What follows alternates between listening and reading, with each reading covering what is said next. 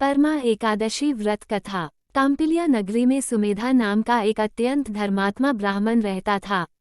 उसकी स्त्री अत्यंत पवित्र तथा पतिव्रता थी। किसी पूर्व पाप के कारण वह दंपति अत्यंत दरिद्रता का जीवन व्यतीत कर रहे थे। ब्राह्मण को भिक्षा मांगने पर भी भिक्षा नहीं मिलती थी। उस ब्राह्मण की पत्नी वस्त्रों से रहित होते हुए भी अपने पति की सेवा करती थी तथा अतिथि को अन्न देकर स्वयं भूखी रह जाती थी और पति से कभी किसी वस्तु की मांग नहीं करती थी। दोनों पति पत्नी घोर निर्धनता का जीवन व्यतीत कर रहे थे। एक दिन ब्राह्मण अपनी स्त्री से बोला, हे प्रिय, जब मैं धनवानों से धन की याचना करता हूँ तो वह मुझे मना कर देते हैं।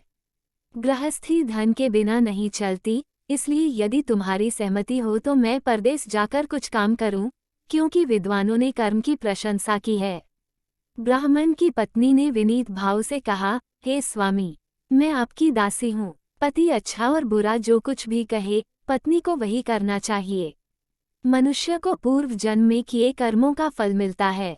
सुमेरु पर्वत पर रहते हुए भी मनुष्य को बिना भाग्य के स्वर्ण नहीं मिलता। पूर्व जन्म में जो मनुष्य विद्या और भूमि दान करते हैं, उन्हें अगले जन्म में विद्या और भूमि की प्राप्ति होती है। ईश्वर ने भाग्य में जो कुछ लिखा है, उसे टाला नहीं जा सकता। यदि कोई मनुष्य दान नहीं करता तो प्रभु उसे केवल अन्न ही देते हैं। इसलिए आपको इसी स्थान पर रहना चाहिए, क्योंकि मैं आपका विछोह नहीं सह सकती। पति बिना स्त्री की माता, पिता, भाई, श्वशुर तथा संबंधी आदि सभी निंदा करते हैं। इसलिए हे स्वामी, कृपा कर आप कहीं न जाएं, जो भाग्य में होगा वही यहीं प्राप्त हो जाएगा। स्त्री की सलाह मानकर ब्राह्मण परदेश नहीं गया। इसी प्रकार समय बीतता रहा। एक बार कौंडिन्य ऋषि वहां आए। ऋषि को देखकर ब्राह्मण सुमेधा और उसकी स्त्री ने उन्हें प्रणाम किया और बोले, आज हम धन्य हुए। आपके दर्शन से आज हमारा जीवन सफल हुआ। ऋषि को उन्होंने आसन तथा भोजन दिया। भोजन देने के बाद पतिव्रता ब्राह्मणी ने कहा, हे ऋषिव, कृपा कर आप मुझे दरिद्रता का नाश करने की विधि बतलाइए। मैंने अपने पति को परदेश में जाकर धन कमाने से रोका है। मेरे भाग्य से आप आ गए हैं।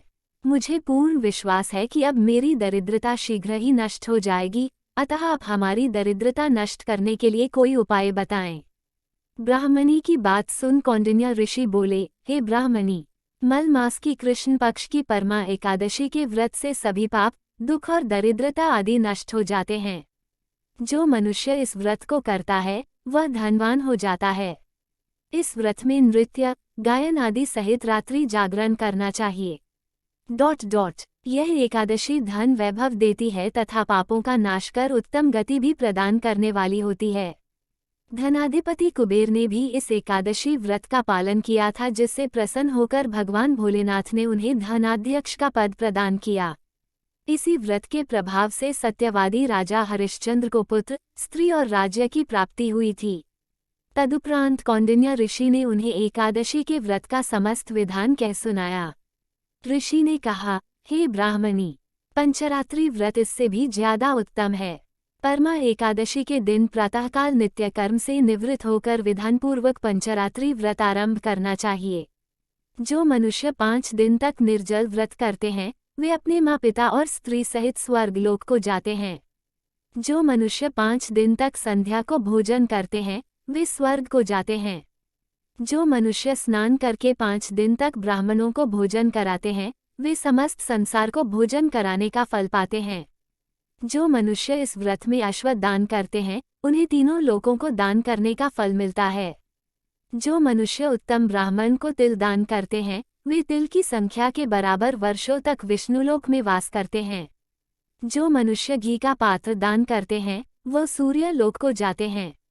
जो मनुष्य 5 दिन तक ब्रह्मचर्यपूर्वक रहते हैं, वे देवांगनाओं के साथ स्वर्ग को जाते हैं। हे ब्राह्मणी, तुम अपने पति के साथ इसी व्रत को धारण करो। इससे तुम्हें अवश्य ही सिद्धि और अंत में स्वर्ग की प्राप्ति होगी। कौंडिन्य ऋषि के वचनानुसार ब्राह्मण और उसकी स्त्री ने परमा एकादशी का 5 दिन तक व्रत किया। व्रत पूर्ण होने पर ब्राह्मण की स्त्री ने एक राजकुमार को अपने यहाँ आते देखा। राजकुमार ने ब्रह्माजी की प्रेरणा से एक उत्तम घर जो कि सब वस्तुओं से परिपूर्ण था, उन्हें रहने के लिए दिया।